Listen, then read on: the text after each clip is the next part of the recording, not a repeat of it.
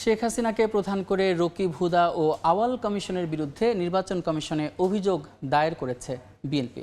দশম, একাদশ ও দ্বাদশ সংসদ নির্বাচনের সিইসি সহ ১৯ জন অজ্ঞাতনামাদের বিরুদ্ধে মামলা দায়ের করেছে দলটি।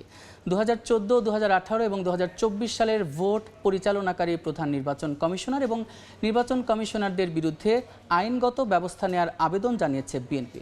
রোববার বিএনপির মহাসচিব মির্জা ফখরুল ইসলাম আলমগীর স্বাক্ষরিত এই সংক্রান্ত আবেদন প্রধান নির্বাচন কমিশনার এম নাসির উদ্দিনের কাছে জমা দেওয়া হয়।